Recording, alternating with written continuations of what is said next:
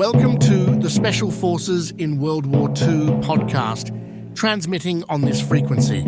This broadcast is your dedicated channel for comprehensive intelligence regarding World War II Special Forces operations. Our transmissions encompass in-depth analysis of their strategic maneuvers, cutting-edge equipment, illustrious biographies, and an array of pertinent subjects. The orchestration of these transmissions is executed by the expert team of the Special Forces in World War II website, a squad deeply immersed in the historical theatre. For further insights, visual aids, and captured moments frozen in time, navigate to our virtual headquarters at worldwar2-soft.com. Your immersion into the front lines of knowledge awaits. Over and out. Welcome back to another episode of the Special Forces in World War II podcast, where we explore the bold, the daring, and the extraordinary tactics that helped shape the outcome of the greatest conflict in modern history. I'm your host, Michael Wires, and as always, we're here to unravel the hidden stories behind the daring exploits of World War II. In this episode, we take you deep into the heart of Operation Ladbroke, the audacious airborne assault that marked the opening move of the Allied invasion of Sicily. While much has been written about the grand scope of Operation Husky, today we focus on a pivotal yet often overlooked chapter: the coup-de-main raid on the Ponte Grande and railway bridge by A and C companies of the 2nd Battalion, South Staffordshire Regiment of the 1st Air Landing Brigade. It was a mission of immense risk. Gliders packed with men and equipment launched under cover of darkness, tasked with seizing and holding vital crossings before the main seaborne forces could land. The success of the invasion hinged on their ability to secure the Ponte Grande bridge intact, preventing Axis forces from mounting a coordinated defense of Syracuse. But as with so many airborne operations, chaos unfolded the moment the gliders touched down. Mislandings, fierce Italian resistance, and desperate battles for survival would define this night. Join us as we recount the incredible bravery, the sacrifice, and the relentless fight of these elite soldiers, battling not only the enemy, but the unforgiving sea and terrain. This is the story of those who led the way, the men of the 2nd Battalion, South Staffordshire Regiment. As said, the most crucial phase of Operation Ladbroke is the coup-de-main raid on the Ponte Grande and railway bridge in Sicily by A and C companies of the 2nd Battalion, South Staffordshire Regiment. While the rest of the 1st Air Landing Brigade flies to Sicily in Waco gliders, the coup-de-main units are transported in Airspeed Horsa gliders towed by the Royal Air Force in the hope that this combination would improve their chances of landing successfully. Although there is some statistical improvement, the operation is still chaotic. The leadership of Company A during the coup-de-main phase of Operation Ladbroke comprises several officers and senior non-commissioned officers tasked with overseeing the operation. The company commander is Major T.B. Lane, with his second-in-command, Captain J.B. McCook. The platoon commanders are Lieutenant R.A. Barrett, Lieutenant A.R. Close, and Lieutenant R.G. Williams. They are supported by Company Sergeant Major R. Woolhouse and the Sergeant V. Williams. The leadership of Company C during the coup-de-main phase of Operation Ladbroke includes the following officers and senior non-commissioned officers. The company commander is Major E. G. Bollinger, supported by his second-in-command, Captain E. M. Weiss. Platoon commanders are Lieutenant L. Withers, Lieutenant R. S. Roby, Lieutenant H. D. Scott, and Second Lieutenant J. Badger, with the company sergeant, Major L. Knight. Company C is assigned 4 Airspeed Horsa gliders, designated as numbers 132, 133, 134, and 135 to transport personnel and equipment required for their mission. One of the reinforcements for the coup-de-main party is a unit informally known as SimForce, a composite force of 2nd Battalion, South Staffordshire Regiment troops. They are part of a unit led by Captain Simons. This unit is not part of the standard rifle companies and is designated as a battalion reserve. SimForce is distributed across 3 gliders: Glider Z, Glider 53A, and Glider 54A. The unit is added only 36 hours before the mission, when 3 more gliders become available. Lieutenant Colonel A.G. Walsh's desire to participate in the mission leads to the inclusion of Glider Z. Lieutenant Colonel Walsh is one of the key figures in the establishment of British airborne forces, alongside Major General Frederick Browning. Both men are instrumental in the creation of the 1st Airborne Division, though neither officially serves in the division anymore. Browning is now the chief advisor on airborne operations to General Eisenhower, the Allied Commander-in-Chief, and has taken Walsh with him as his Chief of Staff. This gives Walsh considerable influence, and he decides to accompany the men of the 1st Air Landing Brigade to observe the fighting firsthand. He classifies himself as a spectator, which, in theory, removes him from the chain of command during the battle. The exact number of aides or staff members accompanying him is unknown, but it is estimated to be between 2 and 5, depending on the configuration of the glider. Regardless of the number of aides, 10 seats remain available for fighting troops, which are assigned to the men of SimForce, led by Lieutenant Jack Reynolds. The unit includes 2 medical orderlies. Company A, commanded by Major T.B. Lane, is assigned 4 Horsa gliders, designated as numbers 128, 129, 130, and 131, to transport the company and equipment necessary for their mission. Their objective is landing northwest of the railway bridge on Landing Zone 3 over the canal to capture it.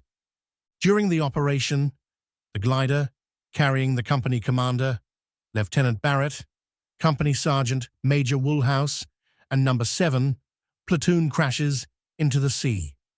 Company Sergeant Major Woolhouse tragically drowns, while Major Lane, Lieutenant Barrett, and 2 other ranks manage to swim ashore. The rest of the platoon, left on the glider, are eventually picked up by naval craft the following day. Number 8 Platoon, under the command of Sergeant V. Williams, along with Captain McCook as second-in-command, crash lands well south of their intended landing zone. In their effort to establish their location, they are engaged by enemy forces, leading to the separation of Captain McCook and 1 other member of the platoon. Both groups encounter minor skirmishes with the enemy in the area around their objective.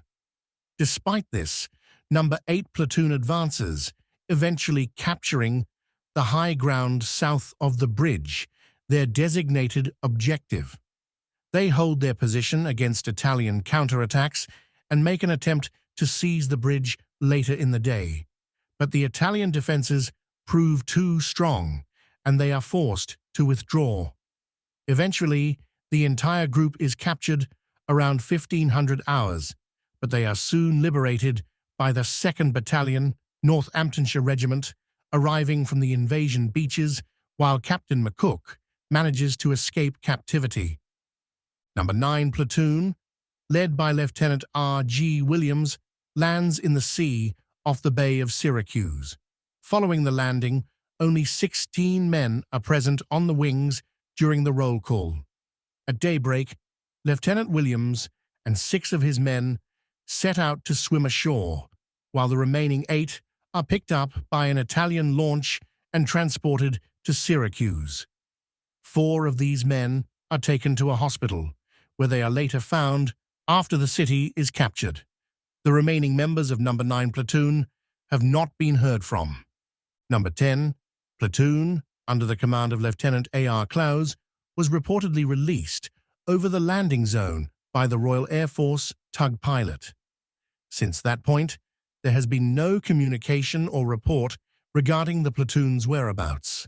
Company C is assigned 4 Airspeed Horsa gliders, designated as numbers 132, 133, 134, and 135, to transport the personnel and equipment required for their mission.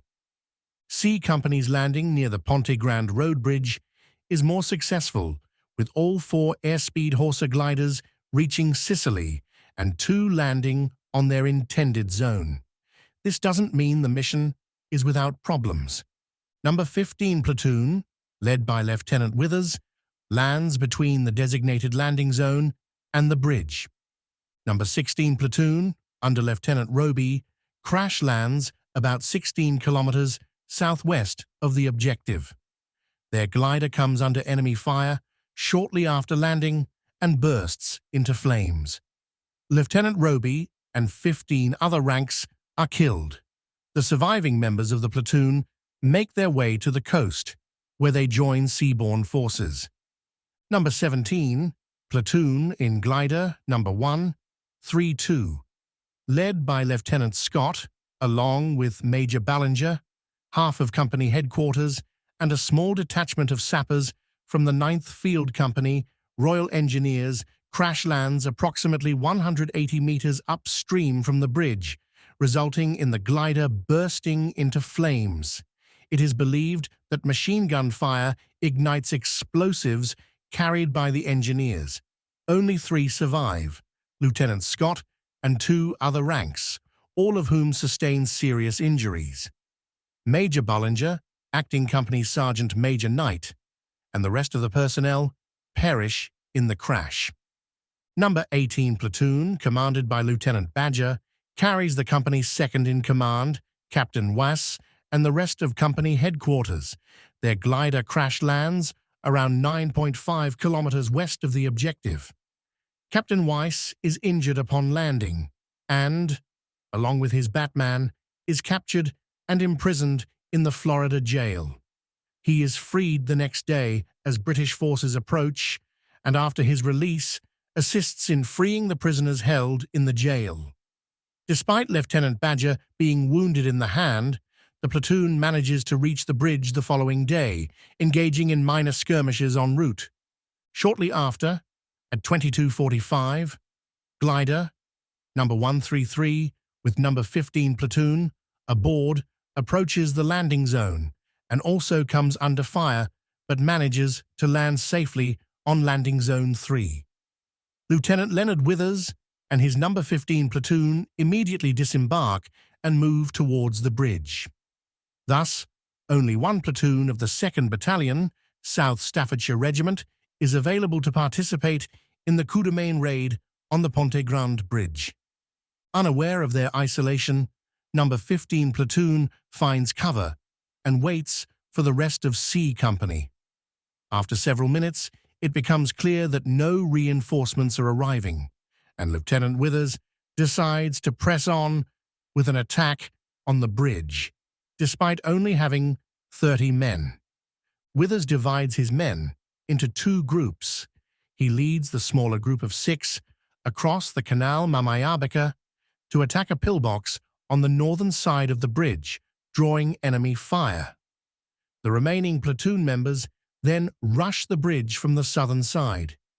Taken by surprise, the Italian defenders fire only a few shots before surrendering, and Number 15 Platoon captures the Ponte Grande bridge without suffering any casualties.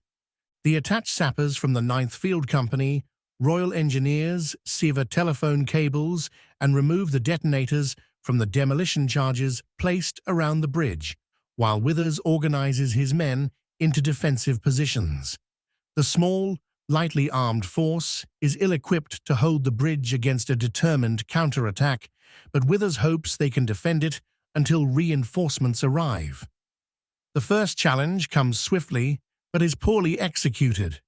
A truck carrying 12 Italian soldiers approaches the bridge, but is fired on by Lance Corporal Pratt's section, resulting in all occupants being killed. As the bridge is now under control of the British, there is still no sign of the rest of C Company, but reinforcements from the main landing zones begin to arrive from 0430 onwards. Lieutenant Welch is the first to reach the bridge, bringing 7 men from the 1st Air Landing Brigade Defense Platoon. Lieutenant Welch of Brigade Headquarters lands in Waco Glider Number 6, approximately 800 meters inland on the southern peninsula near Syracuse at 22:15 hours. Despite a minor crash upon landing, the glider party quickly assembles their handcart and moves northwest.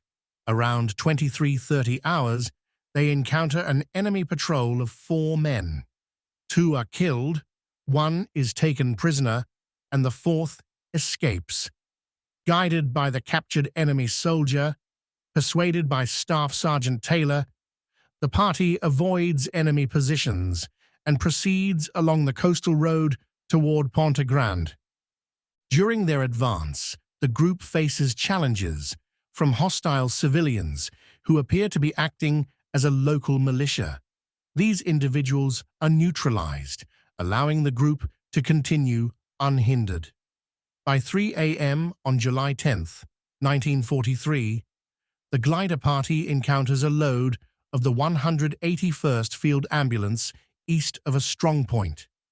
Here, they meet Major Duboulay of the 1st Battalion, the Border Regiment, who informs them that the road ahead is held by enemy forces. Duboulay leads part of the group around the position, while leaving the signalers and their handcart with the field ambulance. However, Duboulay becomes separated from the group during this maneuver, prompting the party to rest while the bombing of Syracuse unfolds. After the bombing subsides, the group decides to proceed across country toward Ponte Grande. They arrive at approximately 0430 hours. The 7 men under Welch integrate into the defensive positions, reinforcing Wither's platoon. A captured pillbox serves as a makeshift first aid post for the wounded. Of Simforce, the brigade's reserve, both Waco CG-4A gliders number 53A and number 54 are land in the sea, leaving the detachment in Waco CG-4A glider Z as the only representatives of Simforce able to participate in the fighting. After glider Z lands and the men inside assess their surroundings, Lieutenant Colonel Welch and his group prepare to move towards the Ponte Grande Bridge, codenamed Waterloo. Lieutenant Jack Reynolds, the senior officer of Simforce in glider Z, argues with Welch about the route to take, as he is under orders to take a different path. Although Lieutenant Colonel Welch is of much higher rank, Reynolds disregards him, since Welch is officially only an observer. Welch opts for a circuitous route to avoid known Italian strongpoints. Given that he is not under 1st Air Landing Brigade orders, this independent decision proves wise, as his party arrives at the bridge without casualties. Lieutenant Reynolds leads his men along the originally planned route, but they are less fortunate. As Reynolds leads his party throughout the night to Waterloo Bridge, they encounter stiff opposition along the way, during which 6 of his 9 men become casualties. Private F.J. Back, one of the medical orderlies, is killed by machine gun fire shortly after landing. On the way, Reynolds gathers several stragglers, forming them into an organized group. Meanwhile, Lieutenant Colonel Welch finds the area puzzlingly quiet. He wonders where the hundreds of airborne troops who should have been fighting nearby are located. Unbeknownst to him, most have either landed miles away or have come down in the sea. Setting off with his amateur party, Lieutenant Colonel Welch skirts the Italian gun battery, codenamed Mosquito. They eventually encounter a group of about 30 glider troops on a back road and join them. Part of this group is Major Basil Saunders Beasley, commander of the 9th Field Company, Royal Engineers, who reaches the bridge at around 0500 hours with 15 sappers. Major Beasley had landed with Waco glider, number 38, in a tomato plantation. The crew successfully unloads the equipment, but is immediately forced to abandon it due to incoming fire. They proceed north along the road towards the Italian strongpoint codenamed Bilston, which they bypass to the north. While doing so, they meet the group of Lieutenant Colonel Walsh. To avoid the enemy, they proceed cautiously and arrive near the strongpoint codenamed Walsall at 0440. Lieutenant Colonel Walsh decides to continue directly to the Ponte Grande bridge, without engaging the Italian post that is now firing at them. They reach the bridge at approximately 5 a.m. without further trouble, though enemy machine gun fire from Battery Nat falls just short as they cross the open ground to the south. Upon reaching the bridge, Lieutenant Colonel Walsh becomes the senior officer present and assumes command. Upon arrival, Major Beasley promptly removes the demolition charges from the bridge. The group then joins in the defense of the bridge. Other parties continue to trickle in throughout the morning. By 0630, Lieutenant Duchar, along with half of No. 12 platoon of B Company, arrives, followed by Lieutenant Reynolds with part of Sim Force. By now, a mixed group of about 23 other ranks, bringing the total airborne strength at the bridge to around 7 officers and 80 men.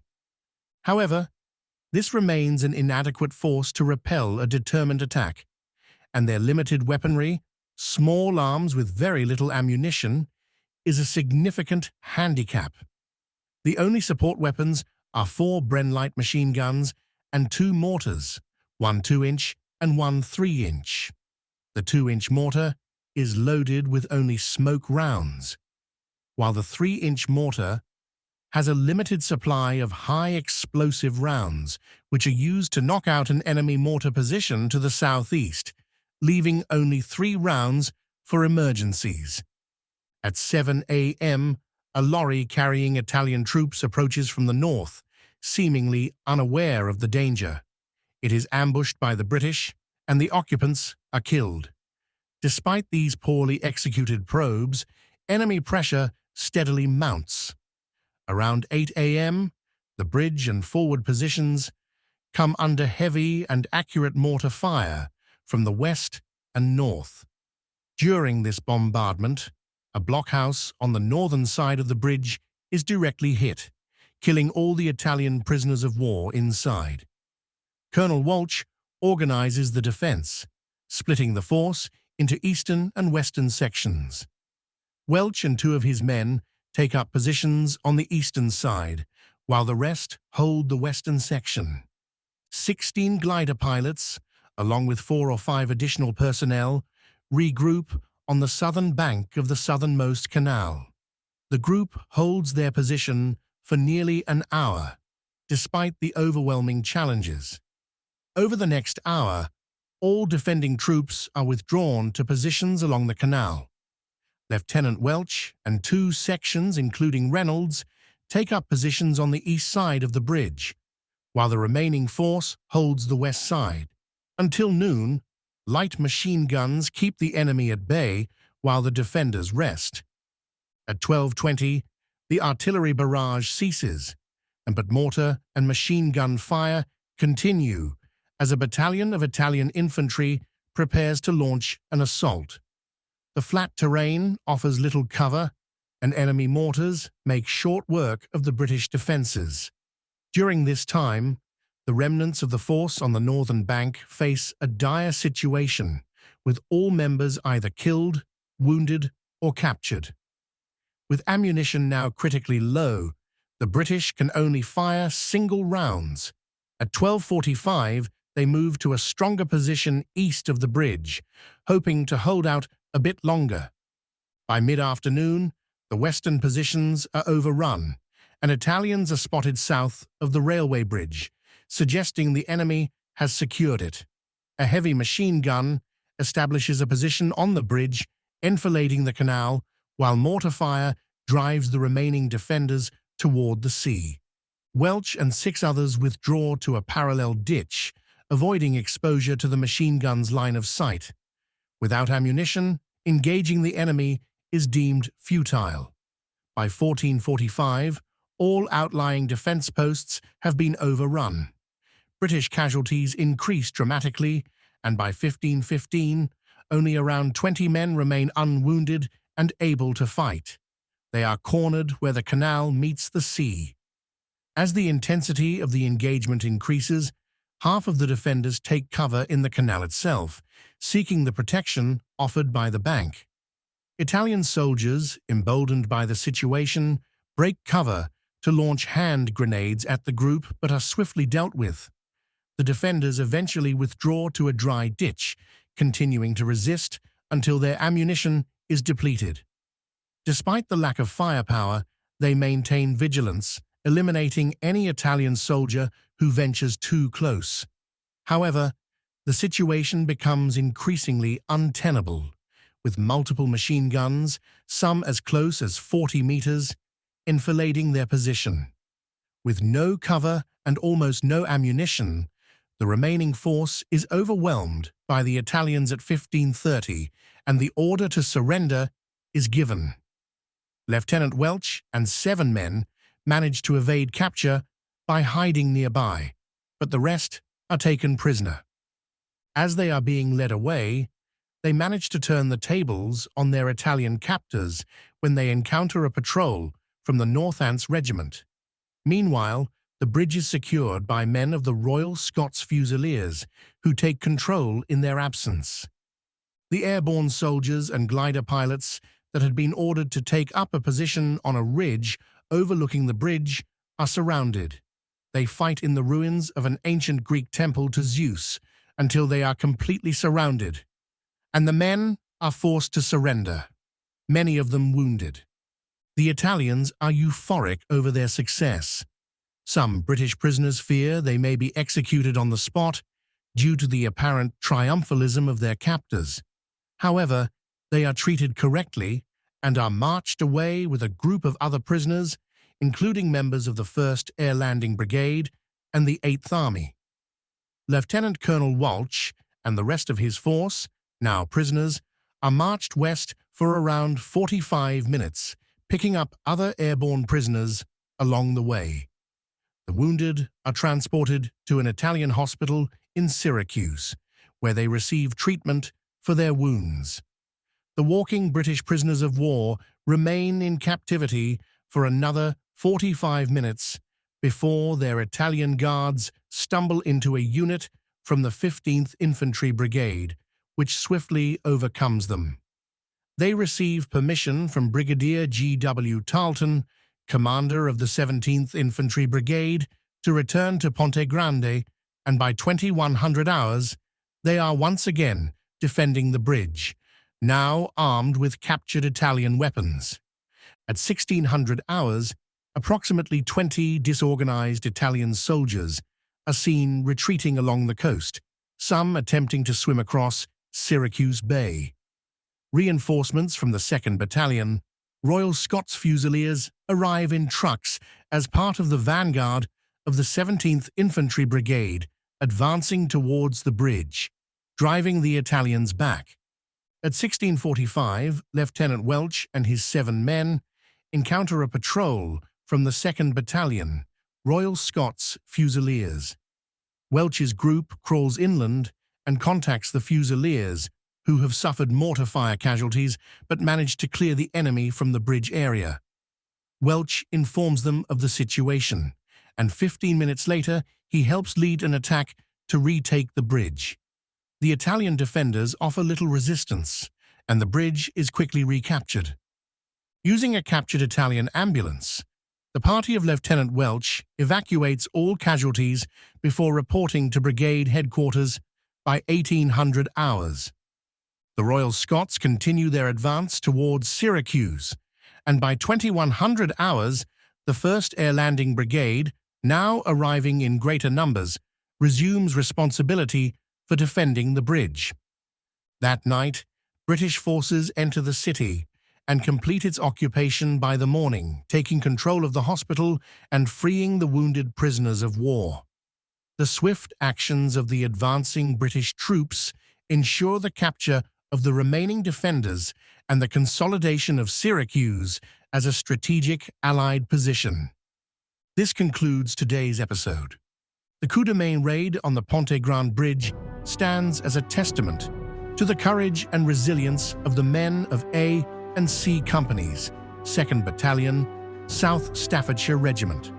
Though outnumbered, outgunned, and often isolated, their unwavering determination helped secure a vital objective in the opening hours of the Allied invasion of Sicily. Their actions not only delayed Axis reinforcements, but ensured that the Ponte Grande Bridge fell into Allied hands intact, a critical step toward the capture of Syracuse and the success of Operation Husky. These stories remind us that the fate of entire campaigns often rested on the shoulders of small, elite units, those who led from the front, striking hard and holding fast in the face of overwhelming odds. Join us as we follow the courageous men who led this critical mission, from the adrenaline-filled moments of landing to the intense combat that secured these strategic points. Thank you for listening to the Special Forces in World War II podcast. If you enjoyed today's episode, please consider subscribing and leaving a review. Your support helps us continue to bring you more stories of courage, daring, and the unsung heroes of World War II. Be sure to tune in next time as we dive into yet another remarkable operation that helped shape the outcome of the war. Until then, keep your wits sharp, your courage steady, and remember, sometimes the most incredible victories come from the unlikeliest of places. See you in the next episode. I'm your host, Michael Wires, signing off.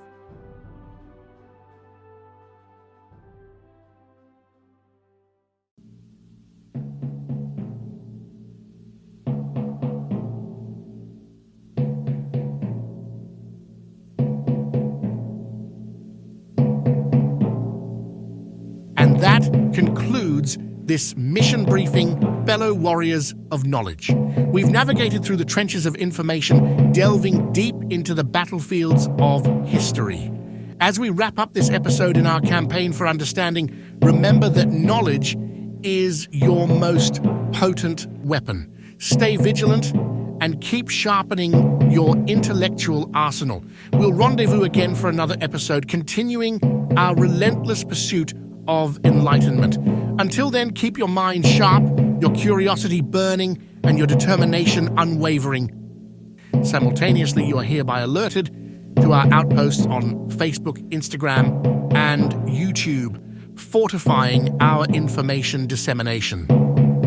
Should you possess any pertinent intelligence to bolster our mission, transmit your findings with no hesitation. Your contributions shall be prominently acknowledged within the operational archives. Furthermore, for those prepared to provide substantial reinforcement, navigate to our Patreon forward base and enlist. Your support is integral to sustaining our forward thrust. Carry forth the legacy. Dismissed.